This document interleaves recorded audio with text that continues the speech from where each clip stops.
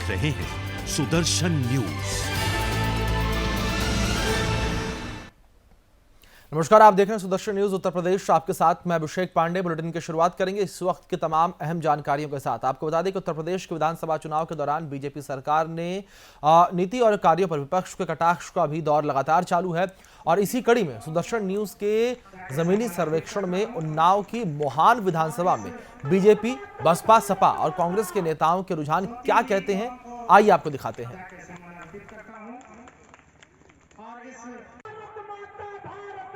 सोनभद्र गई थी प्रियंका गांधी जी, क्या हुआ?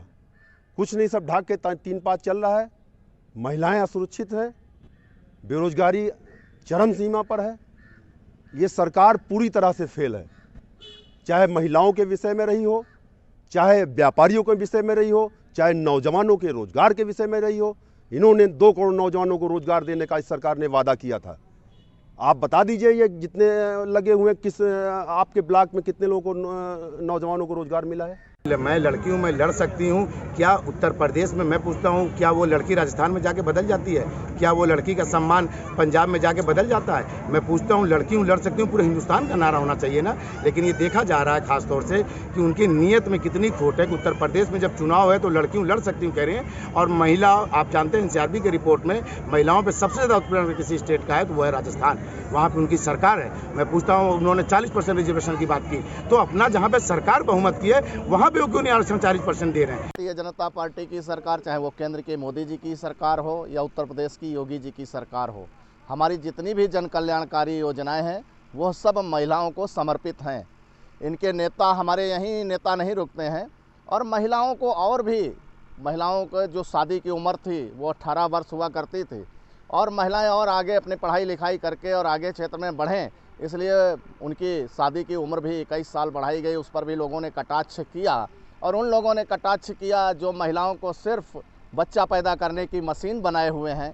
उन लोगों का कटाक्ष के बारे में आप सोचेंगे तब आपके समझ में आएगा कि भारतीय जनता पार्टी महिलाओं के लिए किस तरीके से संवेदनशील है। जी, आपने सुना क्या कुछ कहती है उन्नाव की जनता। इसी कड़ी में आगे बढ़ेंगे। आपको बता दें कि उत्तर प्रदेश के कानपुर से खबर, जहां पर अवैध संबंधों के शक में पति ने पत्नी की गला घोंटकर हत्या कर दी और वहां से पति भाग निकला। वहीं सुबह नींद से जागे बेटी ने मां को उठाने का प्रयास किया और आपको बता दें कि शोर सुनकर जो पड़ोसी है वो वहां पर पहुंचे तो घटना की जानकारी हर किसी को मिली और लोगों की सूचना पर पुलिस और फॉरेंसिक टीम मौके पर पहुंची और मौका मुआयना किया। जांच पड़ताल पुलिस की ओर से शुरू कर दी गई है और शव को पुलिस की ओर से पोस्टमार्टम के लिए भेज दिया गया है। इसी मामले में पुलिस की छानबीन में महिला के दुपट्टे से गला दबाकर हत्या किए जाने की पुष्टि हुई है और मृतक की बेटी ने रात में पिता के साथ झगड़े होने की जानकारी भी दी है। फिलहाल पुलिस ने अपराध दर्ज कर लिया है और आगे की कार्यवाही पुलिस की ओर से शुरू कर दी गई है।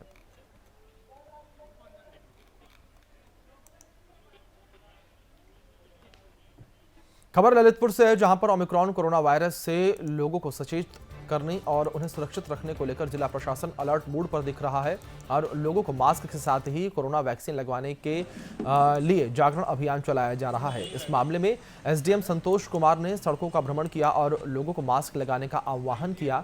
साथ ही उन्होंने लोगों से कोरोना वैक्सीन की 2 डोज लगवाने के लिए भी कहा। दरअसल कोरोना वायरस के नए वेरिएंट ओमिक्रॉन के कहर से बचने के लिए यह अभियान चलाया जा रहा है और बिना मास्क लगाए घूमने पर 2000 रुपये के चालान का भी प्रावधान किया गया कि जो भी बिना मास्क के पाया जाएगा उसका 2000 रुपये का चालान किया जाएगा। ओमिक्रॉन का प्रकोप जो है थोड़ा करके जो है बढ़ने की गुंजाइश हो रही है। तो आज हम लोगों ने पूरी टीम लेके पूरे पुलिस बल के साथ हम लोग पूरे मार्केट में घूम रहे हैं, जागरूकता फैला रहे हैं कि लोग जो है मास्क का प्रयोग करें।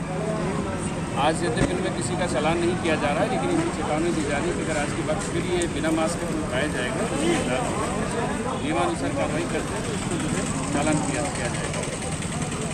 इसके साथ ही हम लोग वैक्सीनेशन के लिए भी आज प्रोत्साहित कर रहे हैं लोगों को। थोड़ा वैक्सीनेशन में हमारा जिला अभी पीछे चल रहा है। वैक्सीनेशन की दोनों डोज के लिए प्रोत्साहित कर रहे हैं कि लोग वैक्सीनेशन लगाएं और 100% वैक्सीनेशन के टारगेट को अचीव कर सकें।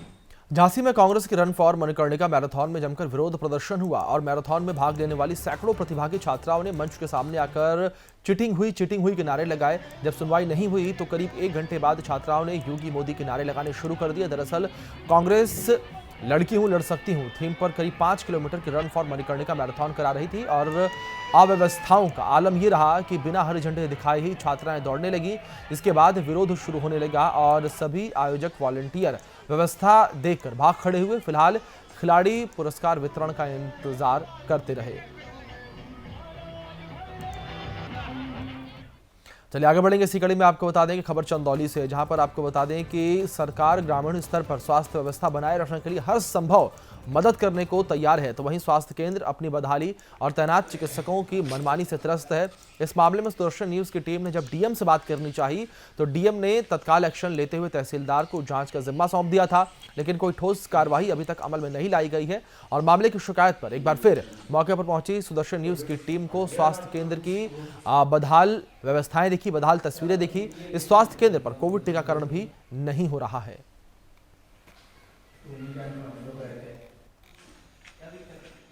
कल हम दवा लेने के लिए आए थे तो 11 बजे तक हॉस्पिटल नहीं खुला था और हम वापस लौट गए। फिर आज आए हैं तो आज भी वही स्थिति है, 11 बजे तक हॉस्पिटल नहीं खुला है। जो है खुला है अभी जो है जाके तो जो है मुख्य डॉक्टर यहाँ पे है ही नहीं। जो है अब व्यवस्थाएं यहाँ पे फैली हुई हैं, जो है समय से दवाई नहीं मिल रही है, जांच करने के लिए कोई यहाँ पे व्यवस्था नहीं है और कोरोना का टीका भी नहीं लग रहा है।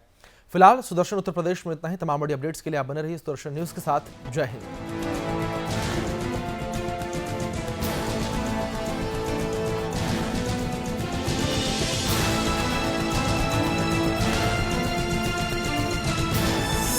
आप देख रहे हैं सुदर्शन न्यूज।